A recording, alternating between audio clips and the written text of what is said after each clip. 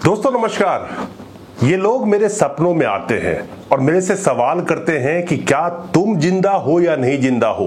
हम तो जिंदा नहीं हैं, लेकिन उसके बाद भी हम आवाज लगा रहे हैं, तो आखिर तुम जिंदा हो या नहीं हो। ये मुझसे सवाल करते हैं। कौन लोग सवाल करते हैं? ये लोग। देखिए जरा। मारो, कोशिश करो, दबाओ दबाओ चेस्ट जोर से, कोई बात नहीं, दो दबाइए, चेस्ट दबाओ, इनका दबाइए, मारो जरा, जोर के मारो चेस्ट पे। ये कह रहे हैं कि जिनको हमने चुना था वो तो हमें जनता भी मानते हैं या नहीं मानते हैं, क्योंकि हमारे मौत का भी आंकड़ा नहीं है, हमारे मौत की भी सच्चाई को कोई मानने को तैयार नहीं है। सरकार पार्लियामेंट में कहती है कि ऑक्सीजन से किसी की मौत नहीं हुई। तो ये लोग कौन थे जो रोड पे सरकार को बदनाम कर रहे थे? जिन्होंने अपनी जान गंवाई, क्या वो सरकार को बदनाम करने के लिए जान गंवाई?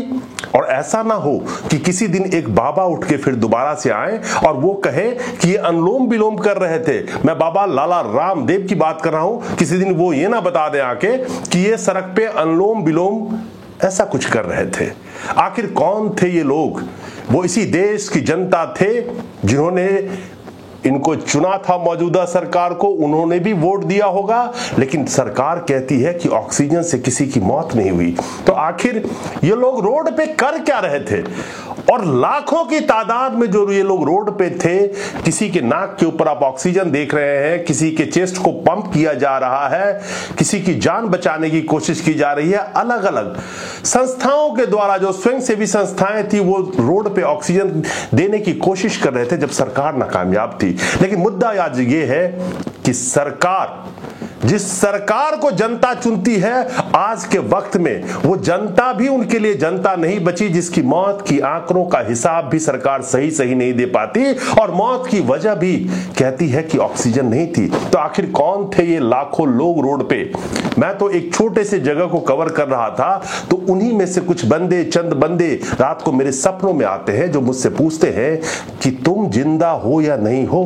पहले लॉकडाउन में मजदूरों की जानें रोड पे चली गई। सरकार कहती है मेरे पास आंकड़ा नहीं है। किसानों को जब मवाली, खालिस्तानी, पाकिस्तानी, पता नहीं क्या क्या नामों से नवाजा गया और सरकार की डुगडुगी बजाने वाली गोदी मीडिया इसमें पूरी तरह से शामिल रही कि किस तरह से किसानों को अलग अलग नामों से बदनाम किया जाए, तब आप चुप बैठे थे। जब बेरोजगार अपनी आवाज को उठा के रोड पे उतरते हैं तो उन्हें देशद्रोही का तमगा दे दिया जाता है। मजदूरों की तो इस गिनती इस देश में है ही नहीं कि कितने मजदूरों की जान चली गई लॉकडाउन में। कोई भूख की वजह से, कोई रोड पे चलने की वजह से, कितने बच्चे अनाथ हो गए। आखिर कौन है ये लोग जो रोड पे सांसों के लिए तड़प रहे हैं और जिनकी आंकड़ा भी सरकार बताने से मना कर देती है कि, और सबसे शर्मनाक बात यह है कि सरकार ये कहती है कि ऑक्सीजन से कोई मौतें नहीं हुई। तो कौन है वो लोग?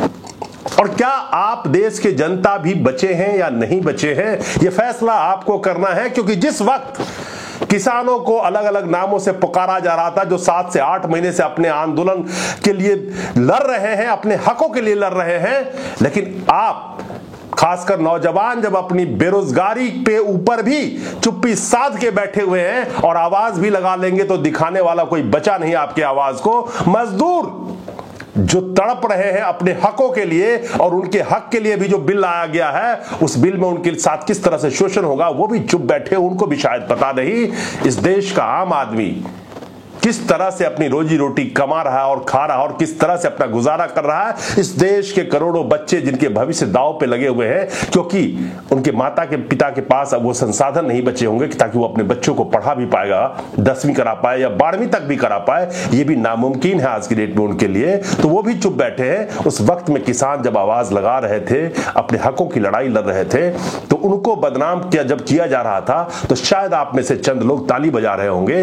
अब तो आपकी भी बारी आ गई, क्योंकि इस देश में जब जनता के मौतों का भी हिसाब किताब छुपाया जा रहा हो, 4 लाख सरकारी आंकड़ों का जो हिसाब किताब दिया गया, कई आंकड़े ऐसे हैं, आज भी हिंदू में आया है, अमूमन एवरेज देखेंगे तो 10-10 गुना तक आंकड़ा कई राज्यों में छुपाया गया है। तो 40 से 50 लाख लोगों की मौत को किस तरह से दफन कर दिया गया, चाहे गंगा में बहती लाशें हो, चाहे गंगा किनारे की दफनाने जाने वाली वो लाशें हो जो अपनी अंतिम संस्कार भी उनको मुहैया नहीं हो पाया।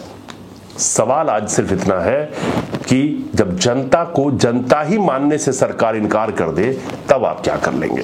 ये गरीब अकेला कमाने वाला था अपने परिवार का, जो अब नहीं रहा। उसके परिवार में क्या हो रहा होगा कोई नहीं जानता।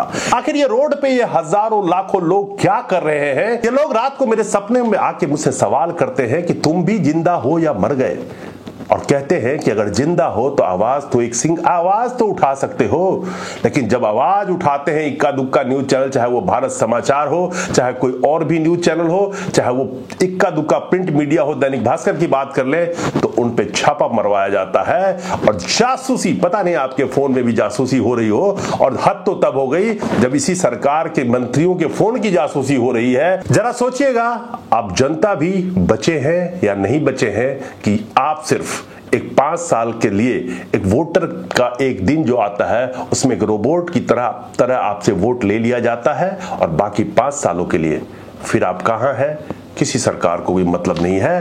पार्लियामेंट छोटा हो या बड़ा हो, नया हो या पुराना हो, जिस पार्लियामेंट में देश की जनता की बात नहीं होती है तो उस बड़ा पार्लियामेंट में आपके लिए क्या बात होगी, एक बार जरूर सोचिएगा। नमस्कार।